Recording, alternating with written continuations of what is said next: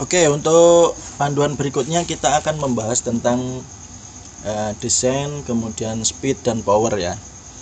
Oke, untuk menu-menu desain di sini sudah disediakan beberapa menu yang cukup lengkap. Nanti bisa dieksplorasi sendiri. Secara dasar ini sama dengan software-software desain yang lain ya. Jadi ada menu seperti trim, kemudian radius, untuk fillet dan sebagainya ada di sini. Texting, kemudian shape ada. Jadi kita akan coba bikin yang paling sederhana dulu. Kita bikin kotak seperti itu. Kemudian merubah ukuran di sini ya. Berapa mili kali berapa mili seperti itu. Pertama kita mau buat 15 cm kali 7,5 cm. Oke. Nah, segini ya, 15 kali 7,5 gitu. Kalau kita mau buat radius, bisa kita aktifkan di sini, kemudian kita paskan di pojok. Kita klik seperti ini. Oke. Kemudian kita bikin teks. Ketik aja, saya caps lock tes. Oke, kita kecilkan. Nah, kalau kita ingin memposisikan ini supaya pas di tengah gitu, bisa kita blok dulu seperti ini, blok semua ya, blok ini dan ini gitu, kita kenakan semua, langsung kita bisa di sini, atau pakai menu ini. Kalau satu persatu ya, kita ratakan kanan kirinya dulu, kemudian naik turunnya seperti itu, atau bisa langsung seperti ini, langsung ini. Nah, oke.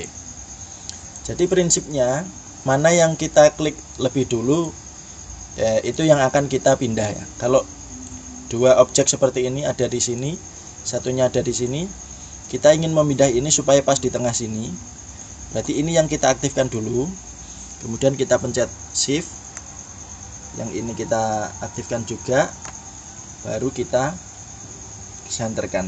Oke, seperti itu. Kalau terbalik, maka misalkan kita aktifkan yang ini dulu, kemudian shift, ini juga diaktifkan, kemudian kita senterkan, maka yang kotak ini yang akan mengikuti teksnya. Nah, seperti itu. Jadi mana yang akan kita pindah, itu yang akan kita aktifkan dulu. Untuk merubah font, sini bisa dipilih ya, seperti itu. Kita senterkan ulang. Oke,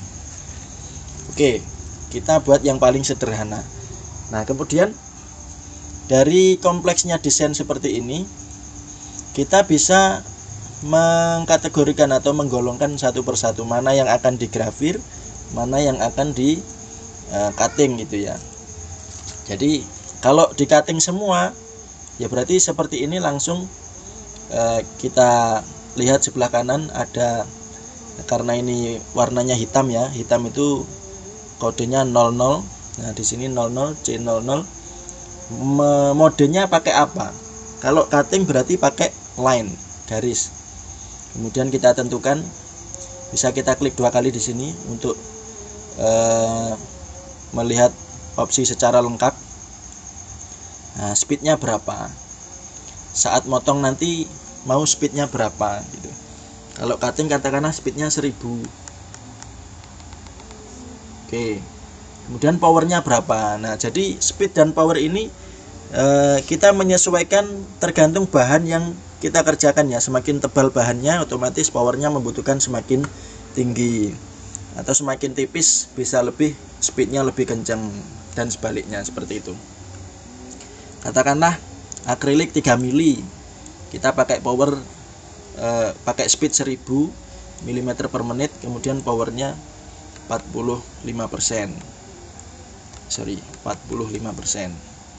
Oke, modenya line untuk cutting itu. Nah, kemudian number of pass, berapa kali putaran, kita 1 saja karena kita perkirakan 1 kali sudah putus, berarti 1. Kalau diperkirakan bahannya itu sangat tebal, katakanlah akrilik 10 mili seperti itu, mungkin perlu 2 kali, kita isi 2, jadi nanti 2 kali pengulangan agar dia putus gitu. Tapi kalau 1 kali cukup ya 1 kali. Oke, yang lain diabaikan saja, langsung klik OK. Nah, ini berarti antara tes dan garis ini pakai metode yang sama gitu, yaitu dipotong. Kita bisa lihat previewnya di sini. Nah, dari 0 ya. Jadi laser nanti mulai dari situ mengcutting. Nah, ini di cutting ya. Kemudian framenya, tek, selesai itu. Nah, lalu bagaimana kalau kita ingin teksnya ini digrafir? Nah, kita bisa rubah ini. Kita aktifkan gini, kemudian kita pakai layer nomor berapa, nomor 1, 2 atau berapa bebas. Kita pakai nomor 1 warna biru gitu ya. Kemudian kita klik 2 kali. Nah, bisa kita kasih nama, silahkan. Nah, terus untuk grafir speednya berapa gitu. Grafir itu paling tidak speednya 6000 biasanya ya, atau bisa lebih kenceng, katakanlah 15.000, 20.000 gitu. Kemudian powernya lebih rendah, mungkin cukup 13%. Kemudian modenya pakai fill. Nah, grafir itu pakai fill. Oke, kemudian di sini biarkan bidirection karena kanan kiri dia aktif terus. Kalau nggak dicentang gini, dia hanya satu arah. Jadi saat gerak ke kiri, lasernya baru nyala. Pas kembali ke kanan, lasernya nggak nyala. Kalau dicentang seperti ini, kanan kiri nyala gitu ya. Oke, kemudian overscanning. Nah, ini apa istilahnya? Overscan, backlashnya berapa gitu. Nah, kita bisa lihat, kita oke dulu coba ya, kita lihat overscanning itu apa. Kita biarkan default tadi sekitar 2,5%, kemudian kita preview. Nah, yang tanda warna merah ini adalah jalur pergerakan CNC-nya gitu.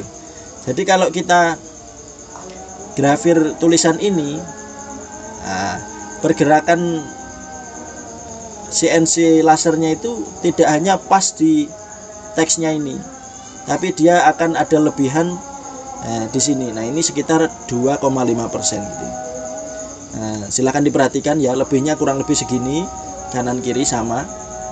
Kemudian kita edit. Di sini overscanningnya katakanlah kita buat 5%. Oke, kita preview lagi. Nah, ini overscanningnya akan lebih panjang, dan ini prosesnya akan lebih lama karena pergerakannya lebih jauh gitu ya. Cuma biasanya kalau overscanning itu semakin tinggi, hasilnya semakin bagus gitu. Nah, lalu berapa ya, silahkan ya, nanti disesuaikan mana yang paling cocok gitu. Kalau defaultnya ya 2,5%. Ini coba saya isi 5%. Oke, kemudian line interval dan line per inch ini berkesinambungan ya. Jadi kalau seperti kita bayangkan mengarsir ya, mengarsir gambar per inci, per 1 inci itu mau berapa garis arsir gitu. Kalau standarnya ya 254 arsir atau 0,1 mili. Jadi setiap 1 mili itu ada 10 garis goresan laser setiap 1 mili. Nah, kalau kita pengen tingkatkan boleh misalkan 300 line per inch, berarti 0,0847 mili jaraknya per garis itu ya. Jadi setiap 1 inci ada 300 garis. Oke, untuk scan angel ini pergerakannya ya biarkan 0 saja. Number of pass sama kayak tadi, berapa kali pengulangan. Kalau 1 kali cukup ya isi 1. oke, kita klik OK. Kita preview.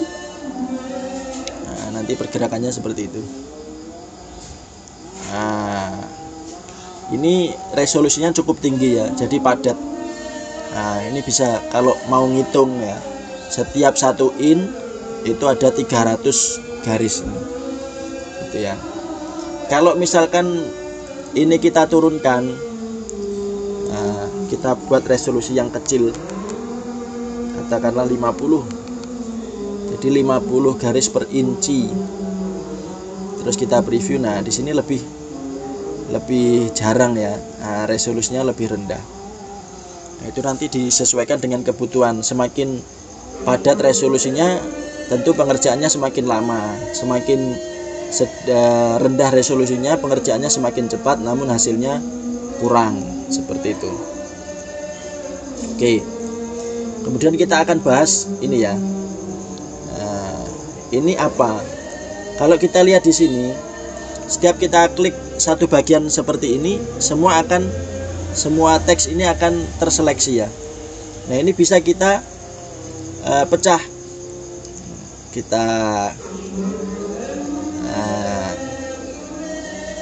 Kita klik kanan, kita convert to path gitu ya. Nah, sehingga ini terpisah satu persatu gitu. Oke. Nah, kemudian kita kembali ke sini. Coba kita buat fill shape individually. Maka kita preview. Dia akan mengerjakan setiap shape secara individual, satu persatu ya. Kita lihat. Nah, dari T-nya dulu, kemudian E, kemudian S. Nah, ini lebih lama pengerjaannya. Gitu. Ada yang kedua, fill group together. Jadi mana yang di grup akan dikerjakan bersamaan. Contohnya T dan E, ini saya seleksi, kemudian saya grup. Kemudian kita preview. Nah, T dan E dikerjakan secara bersamaan. Kemudian S-nya sendiri karena dia beda grup gitu ya. Tuh. Ada lagi fill all shape add-ons. Jadi isi atau fill semua shape dalam satu kali. Nah, kalau seperti ini, walaupun tadi grup tidak di grup, semua akan dikerjakan secara sekaligus gitu. Nah, ini nanti optimasinya di sini. Semisal jarak antara yang digrafir ini jauh gini ya, berjauhan. Nah, kalau kita pakai seperti ini, nah ini akan lama sekali karena pergerakan jauh. Jadi perjalanan merah-merah yang di tengah ini istilahnya buang-buang waktu gitu ya, wasting time gitu. Nah, maka kalau posisinya seperti ini, lebih baik kita buat yang fill group together. Jadi dia kerjakan satu grup. Nah, sini kemudian dia pindahnya hanya satu kali, terus langsung mengerjakan yang sana, seperti itu. Atau pakai yang fill shape individually. Kalau individually ya satu persatu, walaupun yang dekat dia kerjakan satu persatu. Cuma ya perlu dioptimasi ya. Kalau misalkan ini memang saya grup seperti ini, saya grup, kemudian di sini pakai fill group together, maka walaupun jauh ya dikerjakan barengan karena dia dalam satu grup, seperti itu. Maka desain nanti perlu dioptimasi dulu. Oke, sampai sini jelas ya, kita kembalikan dulu. Oke, jadi pekerjaan ini mana layer yang paling atas akan dieksekusi lebih dulu ya. Kalau kita lihat di sini, nah, di sini dia mengerjakan frame-nya dulu, baru grafir. Karena apa? Di sini frame-nya warna hitam itu berada di atas, kemudian grafirnya biru ada di bawah. Kalau kita ingin grafir dulu, ini kita naikkan. Nah, sehingga nanti akan grafir dulu baru cutting. kita lihat. Nah, di sini akan grafir dulu, setelah grafir selesai baru proses cutting. Oke, kurang lebih seperti itu ya. Jadi yang paling utama kalau grafir ya ini penting untuk optimasi kecepatan, kemudian resolusi saya kembalikan ke 300.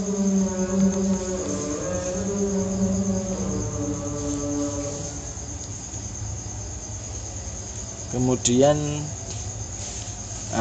power ya. Jadi speed dan power itu paling penting.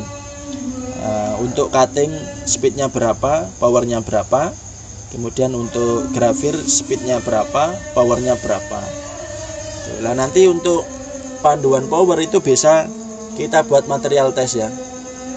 Jadi laser tool, material test. Nah, kita bisa buat per bahan ya. Jadi kita punya akrilik, kita buat komposisinya di sini, kita tes jalankan sehingga kita tahu power yang paling pas berapa, speed berapa gitu. Untuk cutting juga sama, power yang paling pas berapa, speed berapa, seperti itu. Oke, jadi intinya tergantung material test atau tergantung trial kita berdasarkan perkiraan, kemudian kita menentukan untuk bahan tersebut cocok pakai speed berapa dan power berapa. Oke, saya kira cukup untuk part ini. Terima kasih, kita akan lanjut ke panduan video berikutnya.